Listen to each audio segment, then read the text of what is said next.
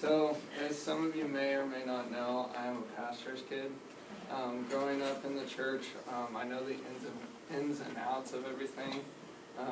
After service, I would, get to meet the people that were speaking. I also got to eat and drink the communion after everybody left after church. So there's a lot of benefits from being a pastor's kid. It's a lot of fun. And just recently, actually, it's kind of funny. I had a friend talk to me, and he asked me, what's the, if you could change one thing about being a pastor's kid, what would it be? And so, I was coming up with all these reasons, and finally, the number one reason that came to my mind was that I know how to pretend church. I know how to act like I'm devoted to God. I know how to act like I'm worshiping God. And so today in America and the world, I feel like they're in this pretend kind of state. And so if I could have somebody read 2 Timothy 3:1-5. But understand this, that in the last days there will come times of difficulty. For people will be lovers of self, lovers of money, proud, arrogant, abusive, disobedient to their parents, ungrateful, unholy, heartless, unappeasable, slanderous, without self-control, brutal, not loving good, treacherous, reckless, swollen with conceit, lovers of pleasure rather than lovers of God, having the appearance of godliness, but denying its power. Avoid such people. And so with this, one of the quotes that I would like to say is that the first step in finding a solution to a problem is realizing that there is a problem. Mm-hmm. And so with this, in the world today, we are seeing sexual immorality. And in 1 Corinthians 6:12-20, kind of shortened, it says, glorify God in your bodies and flee from sexual immorality. And so I'm going to hit on a couple main points. And the first one is pornography. The second one being fornication and adultery. And the third one, homosexuality. And so with pornography today, it is a $3 billion industry. And I mean, it's completely, even more than that, it's just slowly rising. And then also there are 5,000 sex slaves that are children in Las Vegas alone. And then 69% of pay-per-view guide is bought, and all of it's pornography. So 69% of pay-per-view TV is pornography that people buy. And then the fourth thing is that 55% of child pornography is in the United States itself. Wow. The other thing is fornication and adultery. 63% of 12th graders have already had sex. 92% are sexually active and have 10 or more lovers.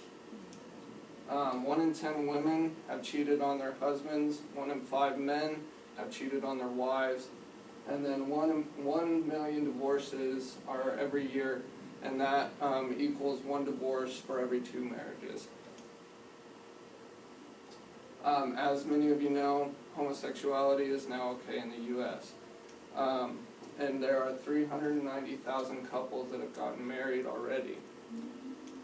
52% of America sees gay and lesbian things as an okay thing, and according to Scripture and the things that we believe as Christians, that's obviously not okay. And another point I want to talk about is no Jesus allowed. We see this being in schools, just things with teachers not being, supportive of Christian relationships with God. And so 65% of college professors do not believe in God, or they have their doubts about God. And then ISIS is another thing. 170,000 people have died from ISIS alone, and most of them being Christians. And now I want to talk about the complacent church. This is in church attendance, material church, and the church of judgment. Church attendance. Every year, 4,000 churches close to every 1,000 that are open. 2.7 million members each year. stop going to church, or they're just, not regular like they used to be. America is now considered an unreached people group, and we now have people coming from other countries on mission trips to speak to us. Material church. People are more worried about money than they are about God. They're more concerned about having a bigger church than actually giving the good news about Jesus and the things that come with Christianity and that relationship. And the Church of Judgment. And on the right, this is a man that was going to be a new pastor at a church, and he dressed up as a homeless man. When he came in, the church didn't even open the door for him. Came in, didn't talk to him, thought he smelled, things like that. And about 5 minutes after the service started, he goes up to the stage and he said, "I'm your new pastor." And he said, "I was completely disrespected and did not get anything from you guys or any welcoming." And so, if I could have one more person read this, please. Besides this, you know the time that the hour has come for you to awake from sleep, for salvation is nearer to us now than when we first believed. And so as this says, that there's all these problems, but now it is time for us to wake from our sleep and become a better nation. One of the ways that we do this is our advancement in worship. You see groups like Bethel and Bellarive and Hillsong, you see all these things, and we have a new sound of worship. And as I said in my last speech about how music, deals with your emotions and things and opening you up, music is a big part in playing. And so the second reason is technology has advanced. We now are able to have broadcasts online, people being able to, view sermons online, being able to listen to them. We also have missions, people going on missions to different countries. Now people coming here to the U.S. to speak to us.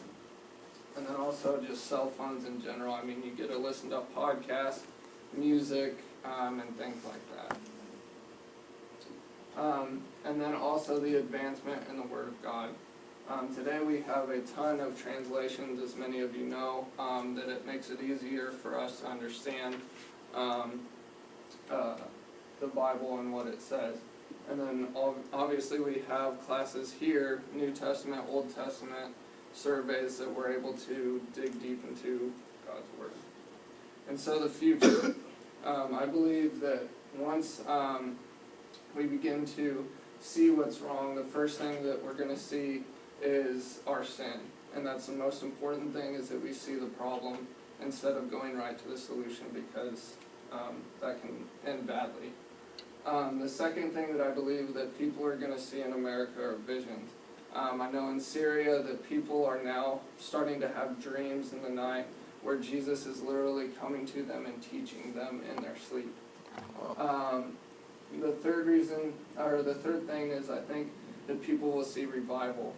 And I loved one of the quotes that one of my professors said, and he said, it doesn't have to be about a big conference. He said that revival can happen between you and me. It just matters about the loving of a person. And so the second thing is, I believe people will hear the voice of God and will be able to follow who God has called us to be. And also heaven's song, being able to hear, the sounds of heaven, being able to worship. And then lastly, our hearts will receive the plans that God has for us, and for us to carry out that plan and follow Him. How can you help? The first thing that you can do is evaluate yourself. Look into your own life, figure out the sins and the things that you need to get right with God. The second thing is obviously ask for forgiveness. That's one of the biggest things is in becoming pure, is just asking for forgiveness. Get direction. Pray and ask God for seeking where He wants you to be in your life.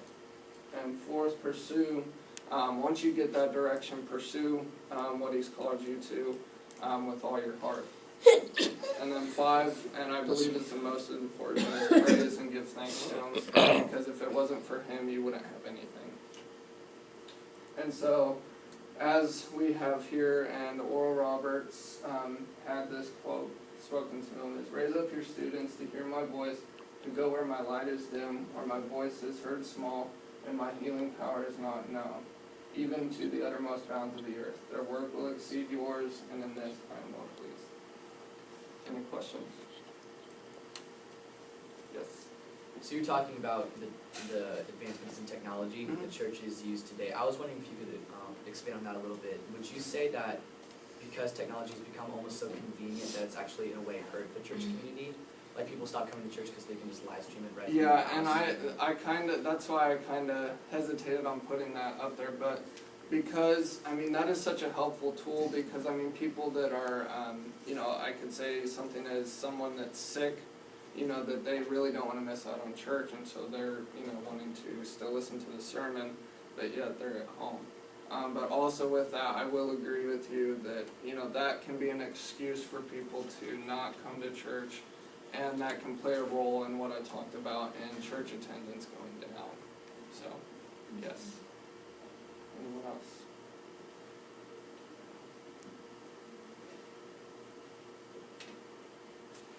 Yes. Do you have any like statistics regarding you knowing that people are making churches like bigger and better just for like the money's sake or just for grander? I actually had a source that said that, like even with church attendance being this way, that 98% of people don't even invite people to church, and so like they feel they're more content in the building that they're in, and so that's why they feel like if they just go to church and they play this churchy kind of act, that they're okay and they're fine, and so that's where, you know, I see that.